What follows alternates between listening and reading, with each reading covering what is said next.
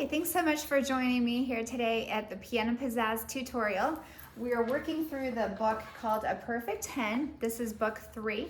And today we're going to be studying the song called Winter Memories. So I just now went up and wanted to put on my biggest winter coat for you guys, but it's just so hot here in South Florida, I could not bring myself to do that. So I put on my vest. I had to lower the AC just to be able to wear the vest without getting too hot here in Florida.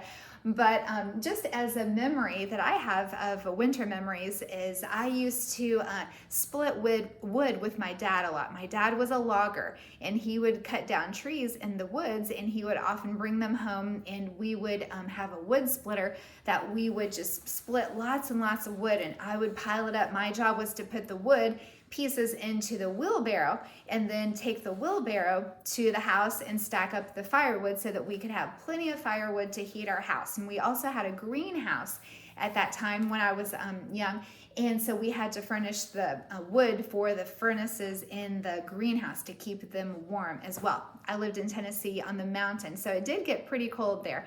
And some of my memories are sitting around the fireplace, just enjoying the fire. I love that so much. I'm hoping one day I will live in a place where I can experience that again. But in the meantime, I'm going to be thinking about it as I'm practicing the song Winter Memories. The song is called, it's a ballad. A ballad is a story song that usually you might think of a storyline. There's no words, so it leaves plenty of room for your imagination to think of your own stories. Okay, so this originated in Britain or in Ireland back in the 1800s. A lot of times they had poems that they would put to music, and they would call those ballads as well.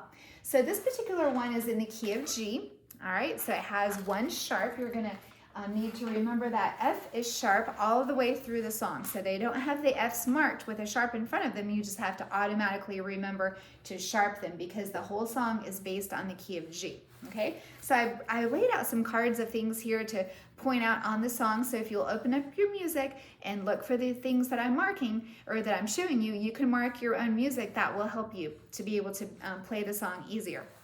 Notice that there's 4 beats in each measure. Okay, so you're going to have that clearly all the way through. A lot of the notes are 8th notes.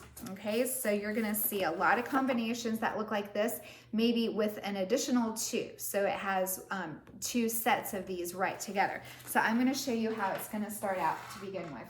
1 and 2 and 3 and 4 and 1, 2, 3, 4, 1, 2, 3, 4, 1.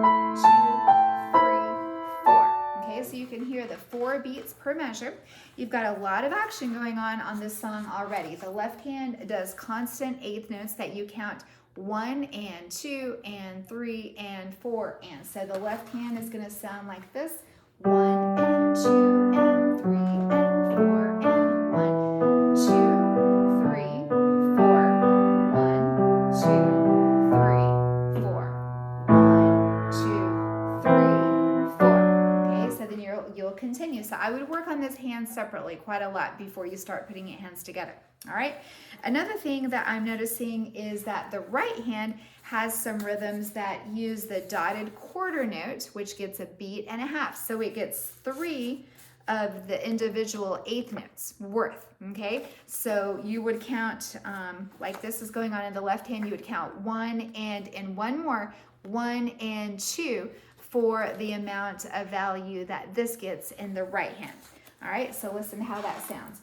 1 and 2. And then you move to the 8th note that looks like this after the dotted quarter note. So usually these two go together. The dotted quarter note is followed by the 8th note. Okay, so you're going to see that a lot in this song.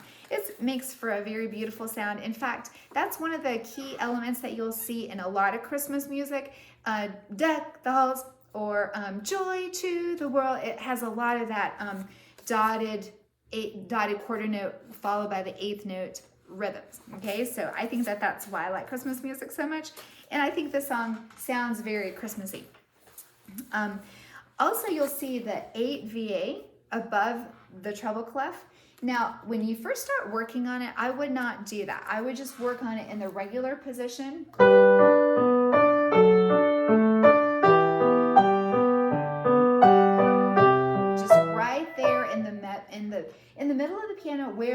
are written. Then after you've learned the song and you feel comfortable with it, then bump it up. It says both hands go an octave higher. So then I would put it up here.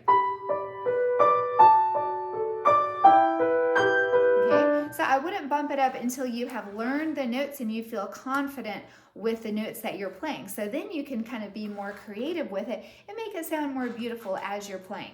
Okay, so I think that that will help you. This is the key signature that shows you that we're in the key of G. I think I already mentioned that. You're going to see a lot of pedal markings as well. So you'll want to lift where it goes up, here, like right there and here, and then press right back down. All right, so also all of these yellow cards are some of the ledger lines that maybe you have seen in the past, maybe not, maybe you're not familiar with them, so we're just going to go over those.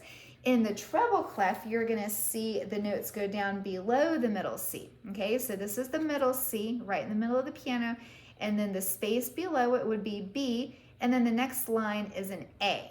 Okay, so you're going to see that in this music. You're also going to see ledger line notes above the staff. This is also an A. It kind of looks like a C, but it's not, it's an A. The top line note is an F. Okay, so if we count above to the space, that would be G, and then the line note here would be an A. Okay, so you need to know that one.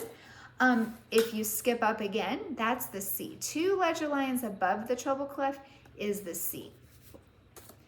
All right, 2 ledger lines below the bass clef is also a C. So you can see the E line there, and then if you skip down again, that's the C. Okay, this is the F.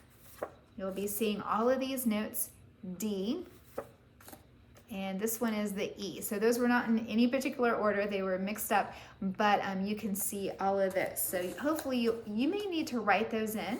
You can go back and watch the video and you can write those notes in if you struggle with knowing those notes. Okay, so I've already played the A section for you up an octave higher, so now I'm going to jump it in at measure 7, 8, 9. Measure 9, the third line down, where it starts the B section. Triplet, A, right there, so be sure that you get the triplets in. 1, 2, 3, 4. 1, 2, 3, 4. So see, each triplet gets one beat. All right, the next measure, 1, 2, 3, 4, 1, 2, 3, 4. That's where you see a lot of the ledger lines below the treble clef. That's F, A, C, and cross over to the F, and then the top of the next page, page 7.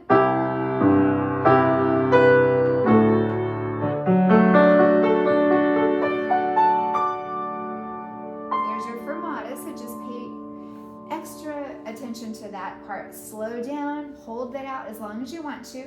Then when it says measure 18, both hands go up again to an octave higher. A tempo means go back to your original speed.